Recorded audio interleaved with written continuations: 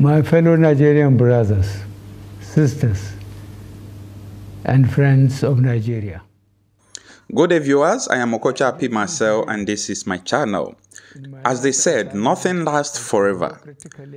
Just in 2015, about 8 years ago, Mr. Muhammadu Buhari became the president of Nigeria, and Nigerians has gone through a lot of things ever since these 8 years. And today, his tenure is coming to an end. And this is just the simple reason why politicians, why people should not do everything against the will of the people to enter the seat that they are looking for. And now, what will happen when he leaves the seat? How can he relate with Nigerians, especially people that he have hurt so much? How will he be proud about insecurity and so many other things in the country? However, that is not the topic for this video. This is the last speech called the farewell speech. Listen to him as he speaks.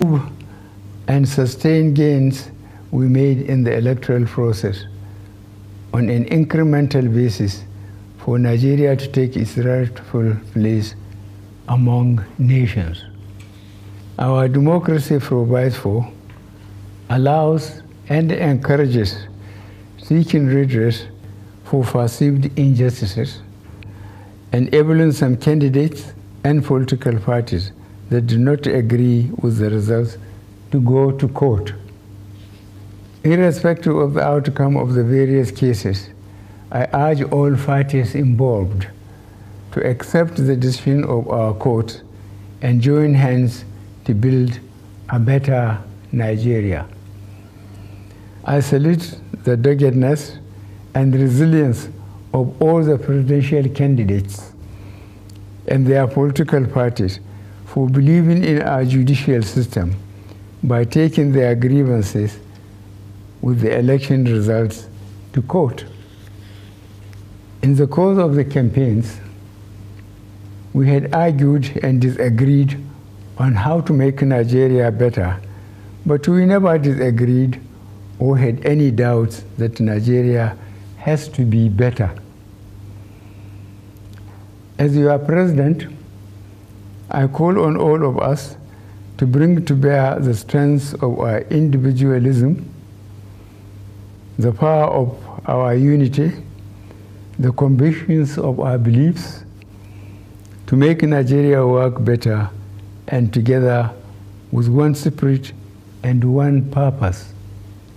To my brother, friend, and fellow worker in the political terrain for the past 10 years, Asuwaju Bola Ahmed Tinubu, I congratulate you on the realization of your dream, which was propelled by a burning passion to put Nigeria among the leading nations of the world. You have indeed worked for this day, and God has crowned your efforts. I have no doubt that your passion for excellence, reliance on competence, fairness in relationships, commitment to equity, loyalty to the country, and desire for Nigeria to be globally relevant would come through for you under God's guidance as you lead our country to levels higher than I am leaving. You are the best candidate among all the contestants, and Nigerians have chosen well. The last 8 years have been an exciting experience in my desire and commitment to see a Nigeria in which public goods and services are available and accessible within a united, peaceful, and secure nation. Fellow Nigerians, on the strength of your overwhelming support for me and my political party, I started this journey with a great deal of promise and expectation from you. I never intended to be just politically correct, but to do the correct things that will make meaningful impact on the lives of the common Nigerian. This high expectation was not misplaced because, like the ordinary Nigerian, I had grown tired of watching the country progressively moving away from the path of correctness. To ensure that our democracy remains resilient and our elected representatives remain accountable to the people, I am leaving behind an electoral process which guarantees that votes count, results are credible, elections are fair and transparent, and the influence of money in politics reduced to the barest minimum, and Nigerians can elect leaders of their choice. We are already seeing the outcome of this process, as it provided an even playing field where persons without any political godfather or access to money defeated other well-resourced candidates. The Nigerian economy has become more resilient due to the various strategies put in place to ensure that our economy remained afloat during cases of global economic downturns. You would all recall the supply chain disruptions and economic downturn that the world witnessed between 2020 and 2022 as a result of the COVID-19 pandemic. The depthness of our response to the pandemic still remains a global best practice. Furthermore, we increase the ability of the poor and rural Nigerians to earn a living, provide more food for millions in our villages, and gave our women opportunities to earn a living. Young men and women in urban centers were also supported to put their skills into productive use. Our administration also provided an enabling environment for the private sector to engage in businesses for which their return on investment is guaranteed. The private sector proved a strong partner in our drive to build a resilient and sustainable economy, as evidenced by the growing number of turnkey projects in various sectors of the economy. In the course of revamping the economy, we made some difficult choices, most of which yielded the desired results.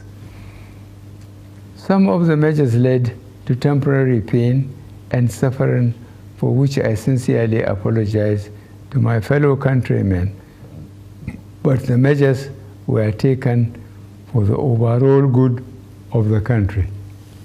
Mindful of the need to ensure adequate infrastructure to drive economic growth, we completed age-long projects and processes, notably among which are the Petroleum Industry Act, completion of some power projects, completion of Second Niger Bridge, and various important roads linking cities and states. Our battle to ensure that all Nigerians live in a safe and secure environment have achieved considerable results. As I complete my term in office, we have been able to reduce the incidences of banditry, terrorism, armed robbery, and other criminal activities considerably. To sustain the gains made so far, I call on all Nigerians to be more vigilant and support the security agencies by ensuring that our values defined by being your brother's keeper govern our actions. Up till now, I still grieve for our children still in captivity. Mourn with parents, friends, and relatives of all those that lost loved ones in the days of the senseless brigandage and carnage. For all those under unlawful captivity, our security agencies are working round the clock to secure their release unharmed. Fellow Nigerians, you know how dear the desire in my heart to rid the country of corrupt practices that had consistently diminished our efforts to be a great country. I did pursue this commitment relentlessly, in spite of the expected pushback. I am happy that considerable progress had been made in repatriating huge sums of money back to the country and also taken over properties illegally acquired from our Commonwealth. To improve our service delivery, we began the implementation of a number of reforms aimed at producing an efficient, productive, incorruptible, and citizen-oriented federal civil service, and the results are beginning to show. On the international scene, Nigeria's influence continues to grow as exemplified by notable Nigerians occupying headship and leadership positions in renowned global bodies. Our democracy is built on and continues to thrive on the principle of separation of powers.